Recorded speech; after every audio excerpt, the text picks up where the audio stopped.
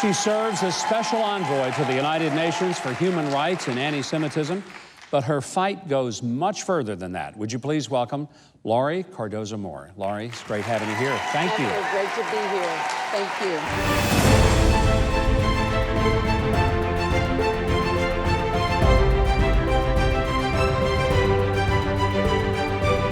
Mrs. Laurie Cardoza from Daystar TV. Mr. Prime Minister, it is an honor to be here, sir. What would you say to those Christians who are praying for you, for Sarah, for your family, for the nation of Israel? What would you like to say to them, sir, in helping you fight and combat the growing threat of global anti-Semitism?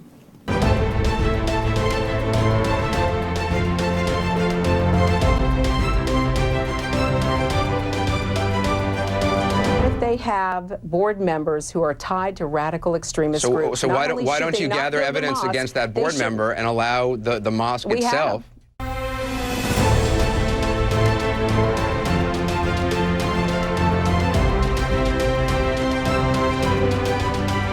Laurie Cardoza Moore has recently been acknowledged as one of the top 100 people that are affecting Israel. So please join Joni and me as we welcome her to the program today.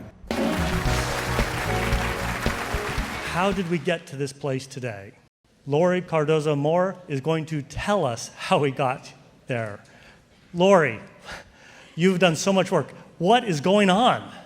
Dan, thank you for having me. It's a great honor to be here with all of you, with other great patriots, Americans who are fighting for our country. Look at what's happening in the cities.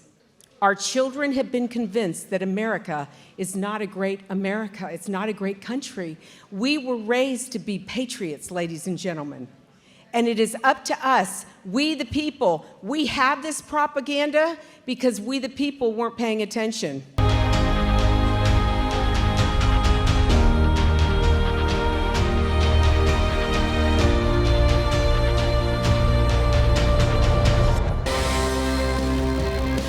Well, here to discuss what's happening is Laurie Cardoza Moore.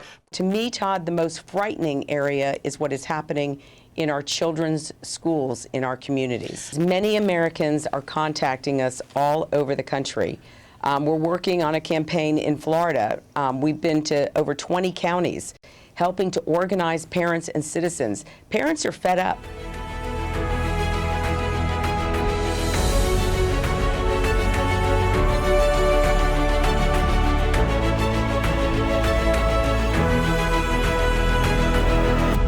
Joining us now is evangelical leader and theologian Laurie Cardoza Moore. When I was there in Bethlehem, many people, leaders and regular folks, came, when we asked them, said, "We believe Jesus was a Palestinian." What do you say to them? This is the anti-Semitic movement that we have seen rising around the globe. This is an opportunity for these false prophets, these heretics, to preach a false gospel message, to deny Israel its right to that land.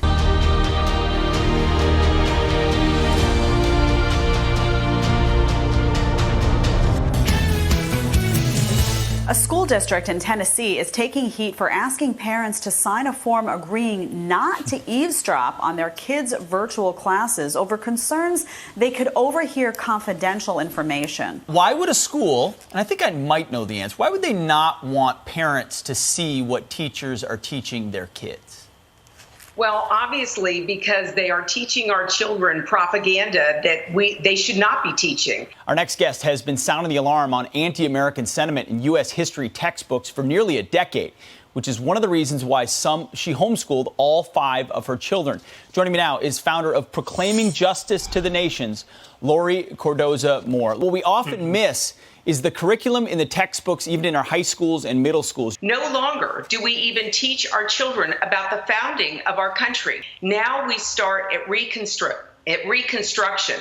And when you start at the Civil War, the darkest time in our history, it is no surprise that we see chaos erupting in our communities. This is all about our Constitution, and can we preserve it for future generations? Absolutely.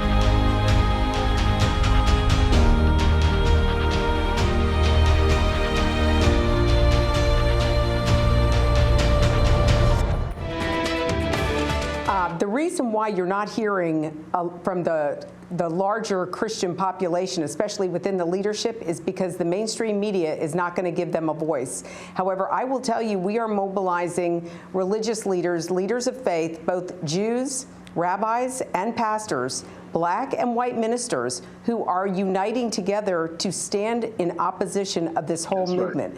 Look at how anti-Semitism has spread globally, ladies and gentlemen, because of the silence of the church. Dietrich Bonhoeffer said, silence in the face of evil is itself evil. God will not hold us guiltless. Not to speak is to speak, and not to act is to act. It is our responsibility, ladies and gentlemen. God put us on this planet at this time when the nation of Israel was reestablished just as the prophets foretold, and he's given us all a role to play as he executes his plan. Thank you both for joining us this morning. Laurie, I want to start with you. So parents became accidental teachers. What are they seeing, and how should they now be thinking about their education differently? President Trump is trying to make America great again. It's up to us, we the people, to take this next generation and prepare them to operate in a global society, but not from the values that the left are trying to push on our children. From the I-24 News Studios in Times Square in New York, this is Clear Cut with Michelle McCory. We're coming after them. We will expose them just like we're doing to Ilhan Omar. She will rue the day that she did this.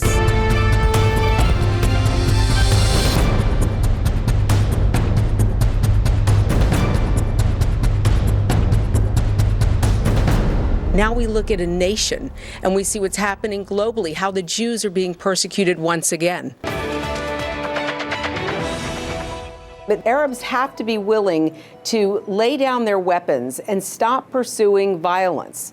If they will be willing to do that, to live at peace with their neighbors side by side, then yes, I believe the one thing that everybody is looking for, whether it's President Trump or the United States, the Prime Minister of Israel, Israelis, everybody wants peace. We hope for security for Israel, prosperity for the Arabs, and peace for everyone.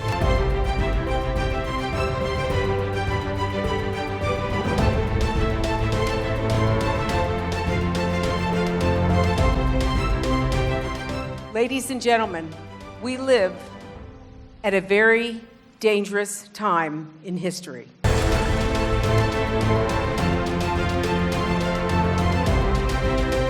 You know, BDS has grown globally, and we see the rise of global anti-Semitism that can be directly tied to the boycott, divestment, and sanctions movement. We see the narrative, whether it's in our children's textbooks, we see it on college campuses with the apartheid weeks, we see it with the attacks in synagogues.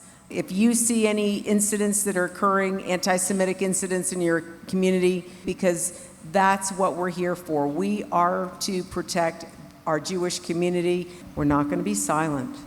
We're not going to tolerate anti-Semitism in our community, in our schools, in our government.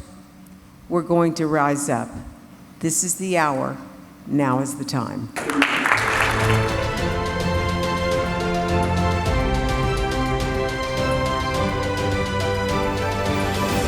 This textbook is totally unacceptable. It's anti-Semitic, and we want it removed.